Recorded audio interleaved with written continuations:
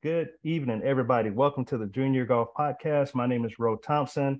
Man, I tell you, we have a special guest on the podcast tonight. I'm so excited to have this couple on. I think we connected probably a couple weeks ago, and I received their book in the mail. And man, as soon as I got the book, I started reading it and just kind of diving into it and start seeing some similarities with me and my family. And so, I said, man, I got to get him on the podcast. That's the only way to do it. So, but anyway, I want to introduce everybody. Our special guest tonight, Mark and Britt McKinney. Hey, how y'all doing tonight? Good. Thanks for having us, Ro. Good. Good to have y'all on tonight. And hopefully, this is going to be. I know it's Britt's first, your second or third, but I think it's going to be the first of many, in my opinion. So let's dive into it a little bit, and let's talk a little bit about. Tell us a little bit about yourselves, and we'll get into junior golf and the whole nine. So take it away. Okay. So we have been married for over 20-something years, and the older you get, the more time you spend together, and we have learned personalities and all that on the golf course with our son, following him around. He's 18 now. He's been playing junior golf for probably 9-10 years, and we just have grown as a family through experiences on the golf course, and we just decided to get this book together to help other families not make the mistakes that we made, because it's kind of funny sitting out there now watching and saying that was us, that's what we did. Right. And we still do it sometimes. So we're just a normal, typical family, nothing special about us at all. I'm an administrator in a school district, and Mark works full-time for a computer software. So we're just normal people. Good. And Ro, I will share out of the gate. So we are a Clemson family. So I don't know if you're going to hit the eject button or not on the podcast. But anywho, just want to get that out front. So you and I didn't have any bad blood already. No, not at all. It's as a matter of fact. So my wife is a graduate of South Carolina, and I'm a graduate of South Carolina State. Okay. And in 2 weeks, South Carolina and South Carolina State will be battling on the football field. So, hey, I love it. House divided, right? There you go. Well, listen. So it's still great to have y'all on the podcast tonight. So talk to us about how you got your son started in junior golf, and just talk to us about Ben for a couple seconds. Yeah. So as Britt mentioned, we've got two kids. We've got a daughter who just graduated Clemson with a master's. She's 22, and then Ben is 18. He's a senior at Woodruff High School, so has been in it for about 9 years or so playing golf. But I grew up sort of in and around the game. Grew up in McCormick, South Carolina, the metropolis of McCormick. For anybody that knows where that is. Yeah. Two red lights and golf courses in a lake. But so grew up at McCormick Country Club, a 9-hole course there, and learned sort of everything about life that you should and shouldn't learn, right? And but so have been around the game since I was probably 9 or 10. And then when Ben started getting old enough to sort of walk, and when he was getting a little bit more athletic at 5 and 6 years old, he just started picking up clubs and putting balls, and just like most kids do that have dads that play golf. So he just he saw me doing it and said, hey, I want to do something that my dad's doing. And then Britt can share about sort of your heritage there, if you will, from a golf perspective. So I grew up in a golf family as well. I grew up in Lincoln, Georgia, right outside McCormick. It's on the Georgia-South Carolina line, not far from Augusta. And I my first trip to the Masters, I was in the second grade, and it was I loved it. My dad played all the time, and that was 2 or 3 days a week that he played golf, and so that was just a normal thing. A lot of wives get upset that their husbands go play golf all the time and spend their time on the golf course, but that's how I grew up, so that never bothered me. Right. And then when Mark and I started dating, our Friday nights were spent at their local country club, playing golf on Friday, doing wingdings, where the men and women played together, captain's choice. So I kind of learned golf that way. And then I realized that's really not what I need to be doing. I was frustrated with it. And I see a lot of Ben's actions come out. He's acting like me sometimes. Gotcha. So it's your fault. It's your fault, Yes, yes, it's all my fault. All my fault. Right.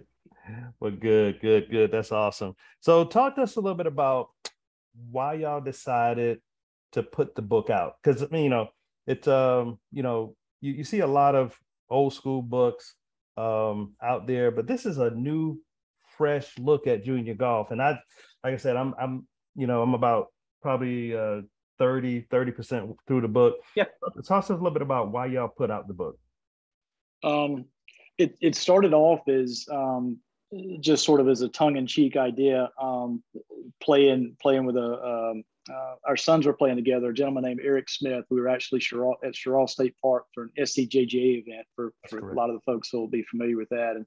And Eric and I started joking and laughing about the different kind of dads you run into. Like, there's that crazy dad that disappears. There's the dad who used to play, either semi-pro or pro and, knows everything. There's the I'm going to sell everything as soon as we get home. It's going on eBay debt. So we started laughing and we said, hey, it'd be great if we ever did a book to call it The Golf Fathers, and as a play on Godfathers. Right. And we kind of let it lay. And then it started hitting me. That conversation stuck with me tournament after tournament because I just I would get frustrated, wrongly so, if Ben played poorly or feeling like he was making bad decisions. And I found myself seeing myself in other dads more often than not. And I was like, wow, I'm not the Lone Ranger here. Like, everybody's got this illness or sickness or whatever you want to call it, the daditis, right? When everybody's tense. So, I and we've got two schools of thought on it, but I really saw it as an opportunity to say, like, hey, I got it wrong so much and so often, and I'm seeing myself in so many other folks I'm walking the fairways with. Like, there's got to be, we got to write down kind of the things where I got it wrong, where we got the experience wrong, so that others don't repeat, the same mistakes and such. So you may have some additional thoughts on that. I think it's like this with life in general, is that most people listen to people who have been through hard times, or they've been through the experiences that people have been through. And so listening to somebody, a man, tell me as a woman, this is how a mom ought to act on the golf course, or this is what a mom ought to do, you don't really want to read about that. So a mother's perspective is sometimes, we have the common sense there that we kind of settle these men down sometimes on the course and get to laughing and get tickled. And, it's funny to me that the dads will come up and say, your husband is so nervous. Like, he's walking, I can tell. And then I want to go, but you are too. You just don't see it. You don't see the fault in yourself. You only see it in other people. So, but it's just funny to watch. Sometimes I think there's a camera out there filming us with what's going on as parents. Right. I tell you, I'm hearing some similarities, with us as well. And, I think, by me reading the book, I have some time to get it right, Mark. So absolutely, yeah. I got a few years on you. So I'm working on myself. So what's the primary goal of the book? Who are you trying to help with this book? Yeah. So it's interesting, when we thought about writing like a golf specific book, our first thought was like, nobody's going to listen to us because like there's umpteen experts out there around like how to get better at the game. We were quick to sort of point out, like, that's not our thing. Like, this book is not meant to say, you're going to shave 10 shots off your score, your handicap's going to go down, your short game's going to get better. Right. This is all about like, how can we be the best parents that we can be to support our junior golfer, or how can other parents be the best parents they can be to support a junior athlete? Because again, every tournament we go to, and it's the same across golf and basketball, and she was the basketball fanatic, right? But baseball and parents are just crazy, and I say that doing this, right? Parents are crazy, and that it has the opportunity to damage relationships. It has an opportunity to put undue pressure on kids. So I would say, kind of long answer to your short question, is that it's really a way to put them for parents to kind of look into a mirror and say, just like you're mentioning, you're 30% of the way through, and you can see yourself in the book already. So I think it's a way to, one is kind of provide a mirror, and say like, hey, am I doing those things? Am I putting my relationships at risk with my kids or a kid? So we consider it more of a self-help book, right? For parents. I think that's fair. Yeah. And for me, it was comforting to finally, like this summer at the Blade, I had a mom come up to me and she was like, she gave me what her name was, and I said, hey, and she said, and I'm just gonna go ahead and tell you, I already know everything about you. And I said, have I played with y'all before? And she said, no, I read your book.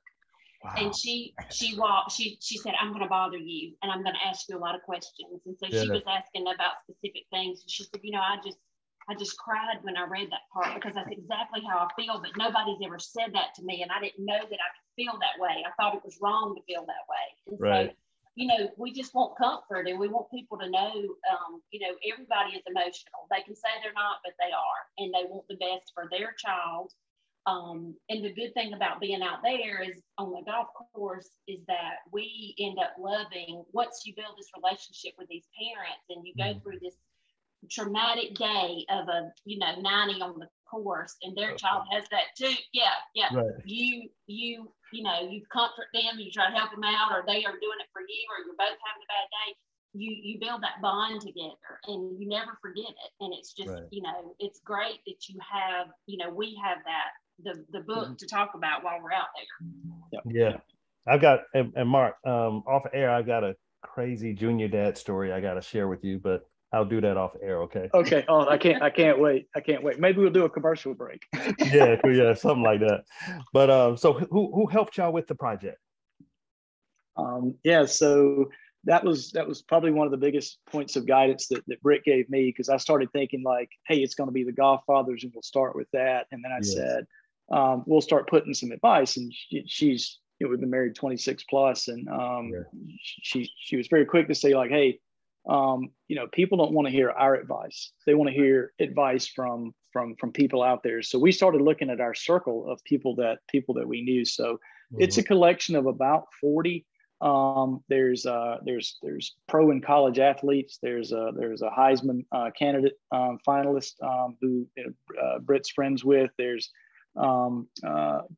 female college coaches. There's business leaders. There's sports psychologists. There's a professional rodeo rider who's in there, and we posed two questions to them, like, hey, what advice would you give to the parents of a junior athlete to most effectively support them, and then what advice would you give to the junior athlete? We just asked those two questions. So there's 38 people that go through and provide that advice. So everybody from tell your wife to close her ears, from Dabo Swinney to Dr. Mark Brody, the father of Strokes Gained is in there.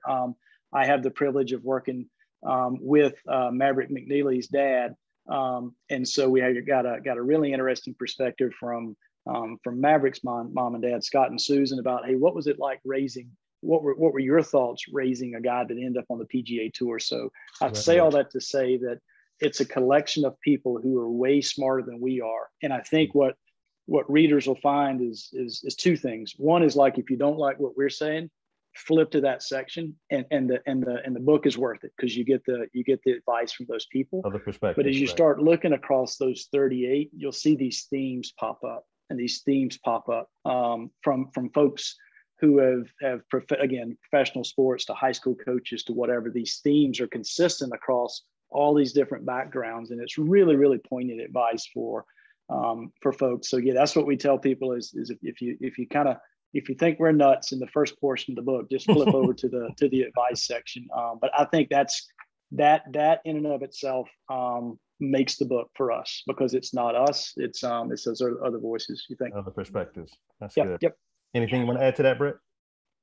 No, I mean, that's I think that's it. Just when you see the people who have been successful as athletes, more than just golfers, it's consistent with what their advice is and what their parents' advice is, and what they did and what they could advise us to do as parents. So it's let your kid be a kid, and it's just good advice from everybody in there. That's good. That's good. And so talk about the title. When I read the title, the only thing I could think about, Mark, was me pouting on the way home. Okay, well, let me go first then. Okay. So, and I was like, this is the perfect This is, title, you know, yeah. for junior parents, because the kids don't want to talk. We mad, we upset at how they played. And it's like Right. silence all the way home. So talk to us a little bit about Right. the title. So Mark and I don't, this is still a very sensitive subject here. So he might Right. get up and walk away. But we had a tough day on the golf course. And I hate to say one of the moms, she came up and said, I know the exact golf course you're talking about. You don't even have to tell me what it was. And she was right. She knew what it was. By the 16th hole, though, the wheels had just fallen off and there was no recuperate. I mean, it was just gone. And so at that point, let's get through the day. You know, that's all we need is to get through the day and try to keep the ball in bounds. Right. So Mark had put in his AirPods and was walking, and I was like, I mean, he was stomping up the cart path. He had gotten out of the golf cart with me. We were separated at that point. We were not going to ride together. I mean, I really thought, let me just run over him because he is frustrating me so bad. I mean, I told him to go to the car. Your body, your emotions, your body language is, you know, he's reading that. You're making it worse. So, and my thoughts as a mom, you know, I want to fix everything immediately. Yeah. It doesn't matter if you shoot 69 or 169. When you get done, I'm going to love you and I'm going to hug you and I'm going to say I love watching you play. That's all that matters, you know? Where are we going to eat? Because that's what we go for, is what we're going to eat. So we get in the car. Mark doesn't say a word. We go eat with another family. The only words he speaks at the Cracker Barrel is what he wants to eat. I mean, no words whatsoever. So we get in the car, head home, get on 85. And he is flying. It is awful. And I'm like, we're going to die because he's going 95. And I had to break the silence. I mean, that's just me. And I turned around, and we're in a big old Suburban now. I turned around and I told the children, I said, let me tell y'all something. One day you're going to look back and remember this is the day that we were going 95 down 85 and your daddy's going to kill us.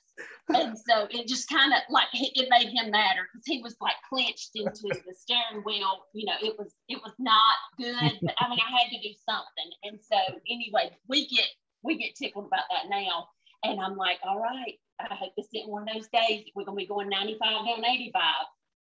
But now Mark has a totally different story to how that all came out. Correct, but you are correct. So when we had several different names for the book, and Britt won with the drive home, and it's documented in the book. It's the Cracker Barrel story. So for those that haven't read it yet, when you read it, you'll get to the Cracker Barrel story.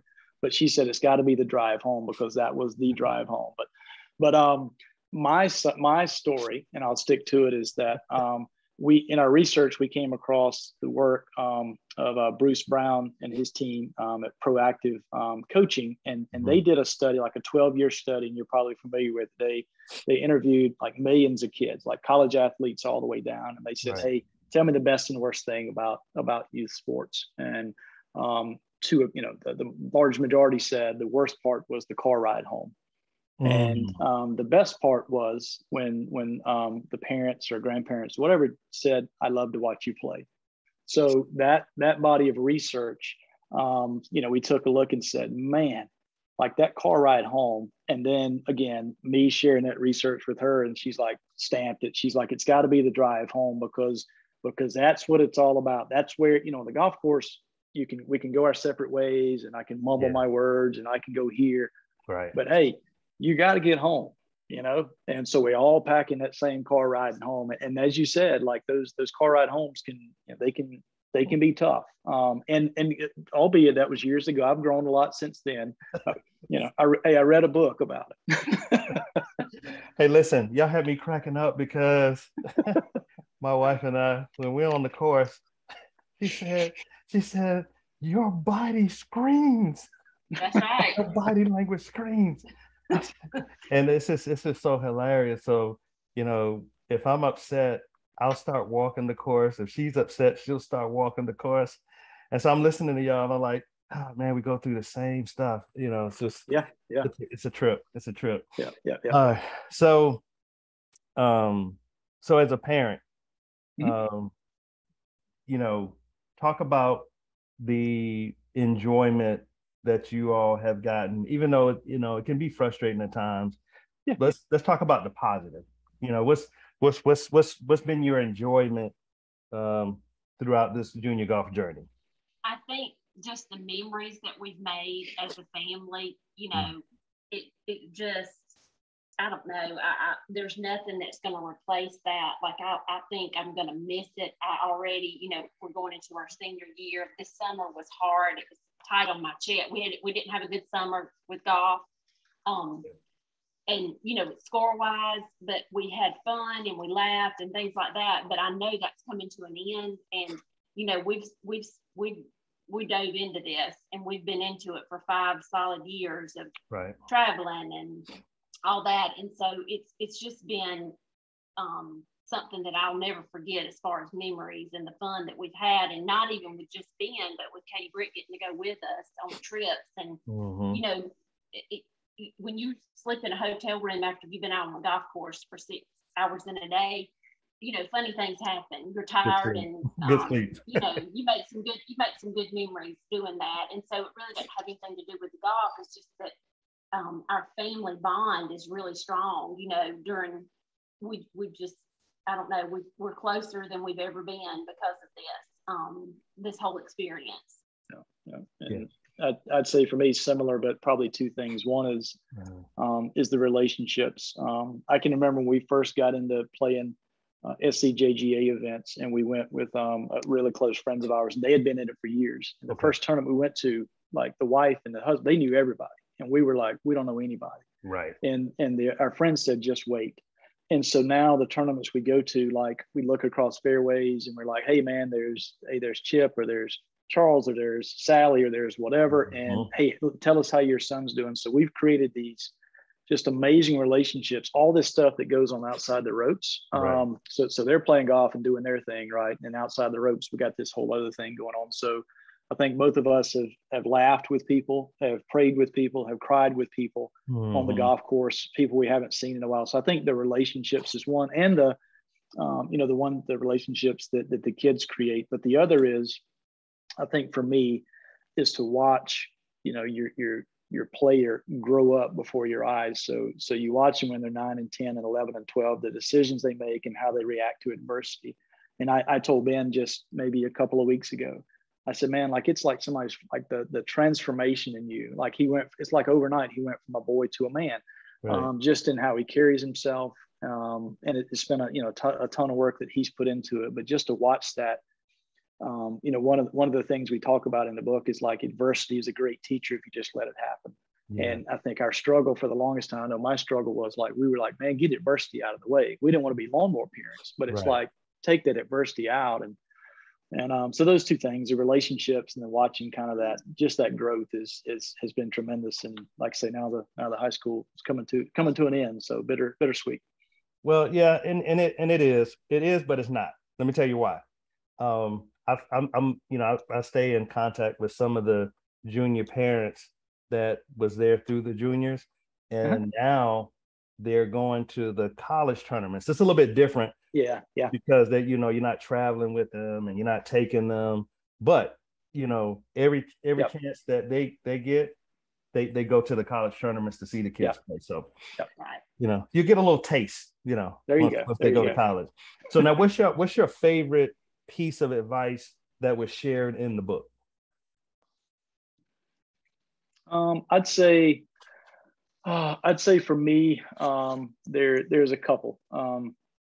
One is, Coach Sutherland, she's the women's coach, associate head coach at Nebraska now. She was the head coach at SMU for years, and she's got an amazing blog out there as well. But she and I ended up talking on the phone a good bit through this process, and she played competitively. And if I get the wording right here, she said, when I played poorly, my parents were disappointed for me, not in me. When I played well, my parents were happy for me, not with me. Gotcha. So she separated. She said, to the fact that my score was never my value to my parents. Right. And hey, let that soak in. Hey, tell me about that car ride home when you shoot 68 versus a car ride home when you shoot 88, right? And think about that.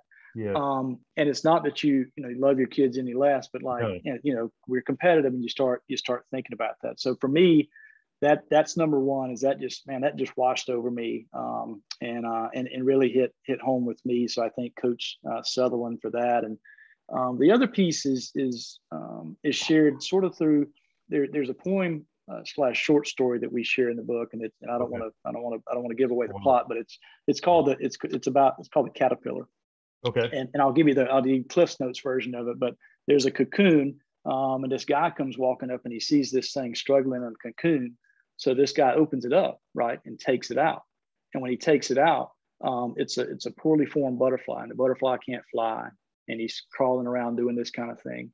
And it's just such a descriptive story, right, man? The growth is in the struggle, and like that caterpillar is supposed to struggle inside that cocoon in order to become the butterfly he's supposed to be. So, those are probably the two biggest ones for me. So I'll see what you say. Adversity, as we said earlier, adversity is a great teacher. And those are the days. One of the golf moms, when we were, I think Ben was in 7th grade, so it was first year playing on the high school team.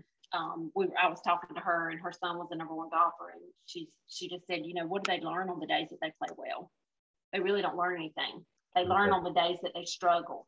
Shoot bad. And so make sure that you talk about those things, and that's true. That we learn more from things that we go through that are hard and that we have to deal with than we do on easy days, when everything goes the way we want it to go. And so, for me, that's important. And these kids know that it's okay that you're going to make mistakes, because you make mistakes in life, and that's how that is. Right. It's a lot like life. And, one of the things that calmed me down, Mark, was the fact that I guess about 2 years ago, it got to the point where I couldn't beat my son anymore. So amen, brother.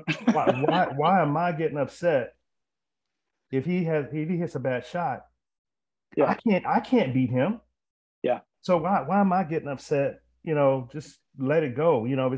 Everybody's gonna hit a bad shot or two here and there, and you just gotta, stay cool. Yeah. And that's true. There's side conversations that go on between mothers and sons that fathers and sons don't have. But I can remember one day Ben coming home from the golf course and saying, and I don't even think Mark knows this, but he said something about, I tried to help Dad today, and he got so mad at me when I was telling him what to do, and I don't understand why. Right. I mean, when I'm on the golf course, I listen to what he says, and I don't bark back at him. And I'm like, don't worry about it. It's okay. Yeah. It's okay. Yeah, my son has given up with helping me, because he said, "Daddy, you just won't change what we won't listen." No, we won't listen. Right. That's right. So how have y'all helped Ben with the mental part of the game? Yeah. So Mark came home and told me that he had talked to one of Ben's coaches, and that and this is in the book, that his son was seeing a mental coach. And I was like, no, not mine. Mine baby doesn't need a mental coach. He's good. He's smart. He is good. And so it took me a while to, say, okay. And we were playing at a Monday tournament, and Mark told me, he said, she's coming. Tammy's coming to meeting. And, I'm still like, oh, gosh, this is making me really nervous to admit that my child needs help. Right. And, a coach is different for golf, or a swing coach or putting coach or whatever. But a mental coach, that's more than just your athletic ability. And right. So, anyway, she walked up on the porch, and I heard a mom behind me, and she said, "That's Tammy Matheny. Who is she here for?" Yeah. And I thought, oh gosh, I'm about to be marked as the bad mom that's letting a coach come. And I turned around, and she looked, and she said, "Is she here for Ben?" And I said, "Yeah, she's here for Ben." And so they walked inside, and she was like, "I have heard so many good things about her. You're going to have to let me know what she says. And, I need her number." And she said she works with our softball team. So she went, she knew all about her. So after that, I was like, oh, well, if y'all parents think she's good, then she's good. Right. She can work with him. She's okay. But, yeah. So that was the beginning of that. And, you know, Tammy will tell the parents, she's not going to tell us what she talks to the kids about, and she doesn't. You know, Ben can tell us what they talk about if he wants to, but we really don't ask. You know, and at this point, he'll tell us, you know, I probably need to go see her for a little bit. And he'll go, you know, and that's like what Mark talked about, the maturity level. You know, it's good, and she's made such a difference. And, you know, I can remember being so nervous at the state championship. And we were on like number 15, and we didn't really know how the other kids were doing. I knew that Ben was beating the guy he was with, but I didn't know whether we were going to win or not. It was the second day. And I can remember looking up and seeing her, and Ben saw her, and he was like, there she is. And I was like, oh my gosh, she has come out here to watch this. How great is that? So, you know, she really is a good person, and she makes the kids believe that she believes in them, and she does, you know, so, and that makes a difference. So, you know, find a mental coach. That's a great thing to have. I got two things to say on that. The first thing is I got a question. How long has Tammy been working with Ben? For 3 years, maybe. Yeah. 3 years? Maybe 3. Yeah. Okay. And the reason I asked that is because we had, you know, as parents, we know that, you know, we're going to provide the kids with equipment and lessons and tournaments and, you know, the whole nine. But I think the last piece, Mark and Britt, for most parents, and they never get around to doing this, is the mental coaching part.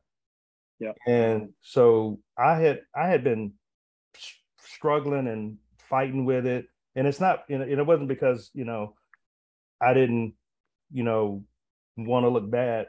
It was more so the expense part of it. You know, it was the expense part of it. It was the, you know, it's not tangible. It's in the head, you know. So, but I finally broke down within the last couple of weeks. And John had his first session last week. And this is what he told me verbatim.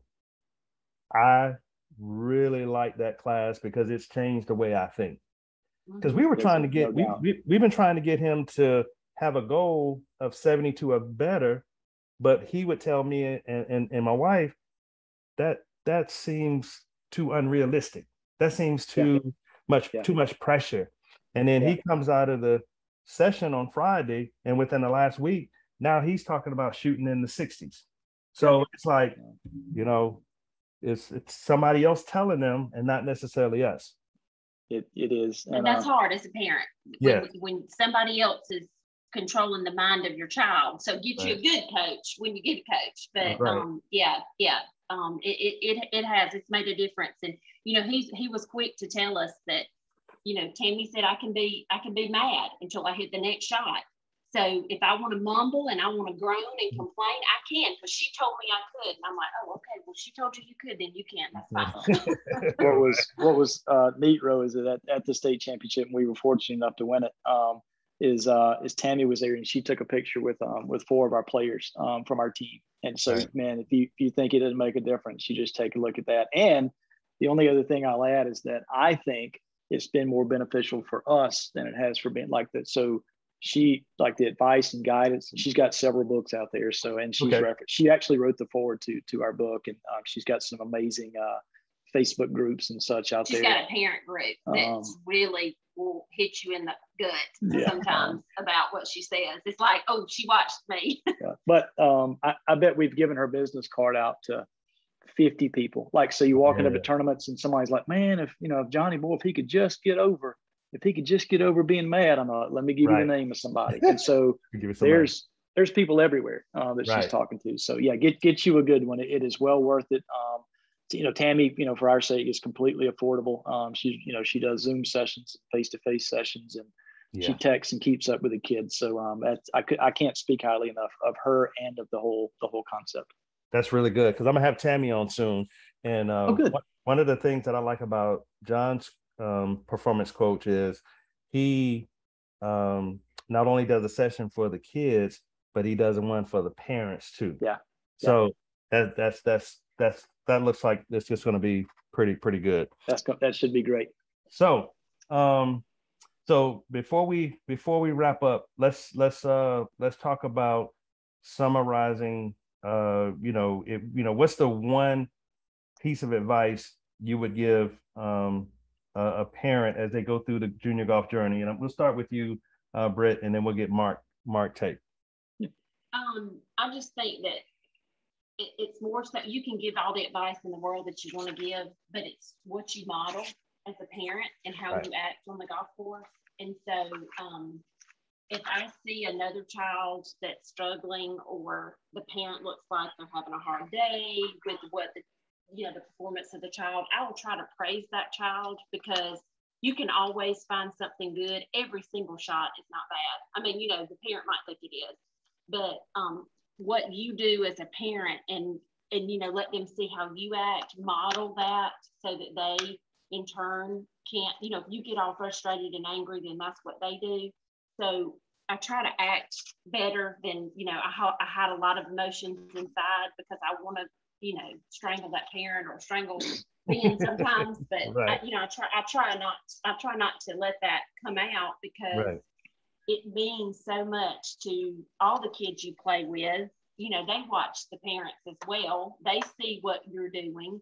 And so my advice is just, I try to model how I want other parents to act, and, just be calm, because the more anxious you get and the more, I don't know, the activity that you do. Mark likes to pop his fingers and bite his fingernails and do all these hand motions and everything. There's one parent that picks on him, and it never fails when we're at a golf tournament. We're like, he picks on Mark, but look, that's exactly what he's doing. He's doing all this stuff.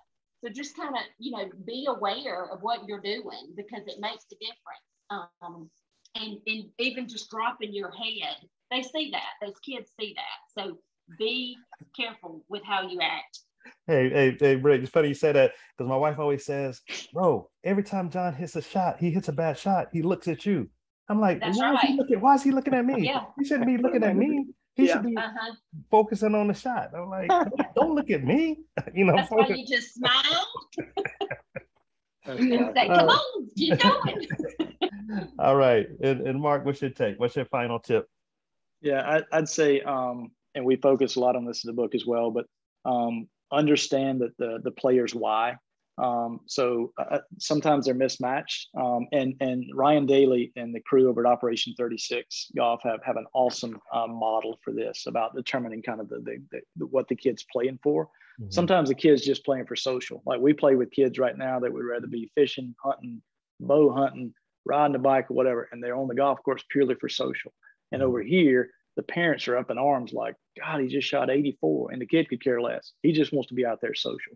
So so really get in tune with the why of why your players play, and is it to be competitive? And if it is, like, as parents, do everything you can to support them.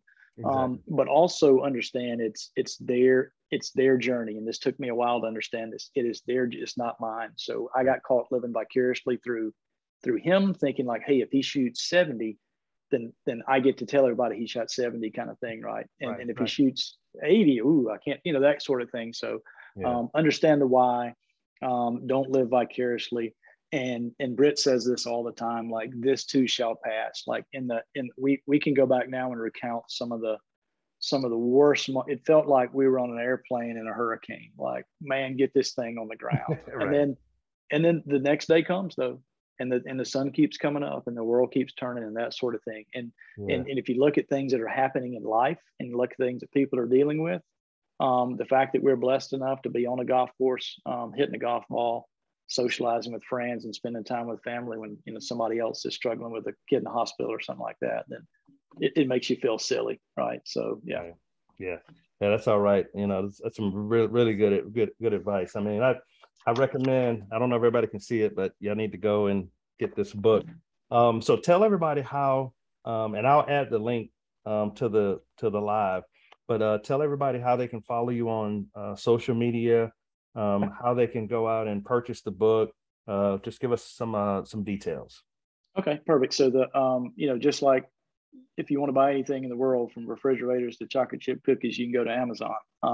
And if you go to Amazon and type in, we'll see if it pops up here. So, the drive home, Right. If you type in the Drive Home McKinney, it's the youth athlete, parent dynamic. That'll pop up, and so you can get it there in paperback, and y'all can also get it in Kindle. Facebook group of the same name. So if you go to Facebook and search for in groups the Drive Home, the youth athlete parent dynamic, you can join that there. The other thing is for those that have, whether you're coaches or want multiple copies and such for a team, if you'll email us at Britt and Mark, that's BRITTANDMARK, the Drive Home @gmail.com. We can set up some some special pricing and stuff there. And just so you know, like our mission is to give back. You may be familiar with Youth on Course. Yes. So Youth on Course is an organization that allows kids to go play golf courses for $5. So it's all about growing the game. So we give a portion of every book sold. Harold Varner III supports his foundation supports YOC as well, and so we're excited about that. But looking forward to growing the community, and we love hearing from folks who have read it, and so the good feedback, bad feedback, and just excited to be on the journey. Yeah, well, that's good. That's awesome. Appreciate you sharing that information with our listeners. And like I said, I'm excited about reading the book. I'm intentional about reading 10, 15 pages a day, so I can really pick up what I need to pick up. So again, thank you all for being on. I think we got a big thank you from Danny Summerlin. Says thank you for sharing your experiences and advice. So this has been really great. So again, from the Junior Golf Podcast family, we want to thank you, Britt, for being on, and Mark, thank you, Ben, for being on as well. Tell Ben we said hello, okay? We will. We'll do it. Good luck to John as well. I guess we'll probably see y'all at one of the next couple of tournaments, right? I'm sure we'll see you. Thank you so much. Okay. Thank y'all for being on.